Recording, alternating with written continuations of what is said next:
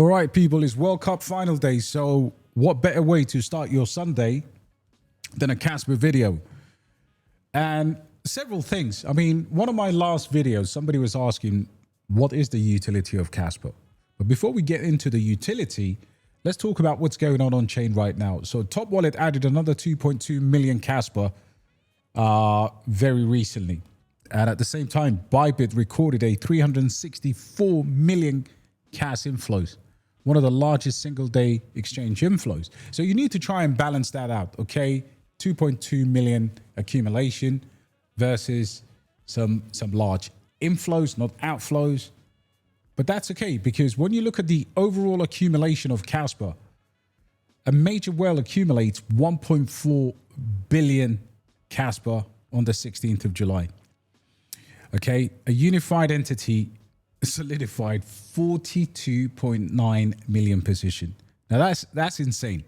That's absolutely insane. So when you read the sort of headlines about Kaspa, sometimes you have to look at these whale accumulation and see what are these wallets doing. And it is an entity X that grew to 1.7 billion with roughly 42.9, nearly $43 million worth of Kaspa, making it the largest non-exchange holder. And of course, the fresh wallets that are coming in, exchanges like Bybit and Gate indicating deliberate buying and transfer to self-custody. This activity is always happening post Toccata. Now that's bullish, right? With Kaspa, you don't need to market Kaspa. Kaspa has no marketing budget. I make the video because I buy and DCA into Kaspa. I hold Kaspa for the long term. But a lot of people don't really understand what the utility is. And we want to talk about that. We just want to mention a couple of things. Okay. So we already know, if you're on my channel, you know what Kaspa is. You know what the blockDAG protocol is. You don't need to know that. But what are the core utilities of Kaspa? So medium of exchange, of course, is the obvious one. Payments. It's incredibly fast. In fact, it's instant finality. It's as close as you can get into paying someone in real time. 30 blocks per second, which will eventually become 100 blocks per second. That's absolutely insane and unheard of in the proof of work kind of scene ever. If you compare that to Bitcoin or any other proof of work cryptocurrency out there, you're just not going to get instant finality. Second utility, on-chain transaction fees. Okay. And these are embedding the real data for these actions paid in cash. The high block rate keeps fees low, relatively stable, of course, under massive loads. And then, of course, the third obvious one is mining rewards for network security. Remember the trilemma? Of course, that's what Kaspa has achieved, and that's what it's aiming to fully display moving forward. So what was missing from Kaspa? Of course, pre-Toccata and post-Toccata, the chain is completely different. Programmability and the ability to expand the utility. Okay. This recent upgrade in June added a native layer 1 programmability without turning Kaspa into a full EVM chain. The new capabilities that you need to know include native covenants, covenant IDs, ZK verifications, and native asset standard, or what they call the KCC20. So it's kind of like KRC20 framework, but now it's natively on Kaspa. Okay. And then, of course, there's a broader ecosystem utility. Considering the current market cap, of course, and these major accumulation, I think it's real obvious that you're not going to see something like this for Kaspa. What you're going to see is these native Kaspa built layer 1 projects start to shape up here. Okay. So what does it mean for the broader ecosystem, the real utility?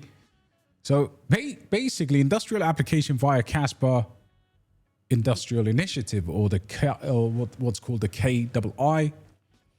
Now, of course, that's going to explore the use of, or the use cases for Kaspa in DeFi and finances, and as well as clean energy. Okay. And then, of course, messaging, other apps. That's another example for P2P messaging on what's called Cassia and various other community tools. And then MEV resistance and fee market advantages. This is high Of course, this is the unique advantage of blockDAG technologies or blockDAG as a technology, parallel blocks, high throughput, massively fast, incredibly quick speeds. 10 blocks on the mainnet and now 30 blocks. This is pure proof of work, of course, and you've got low fees and pruning, Toccata covenants, and ZK Pro. Basically, all I'm saying is this is now programmable money and apps on the native layer 1.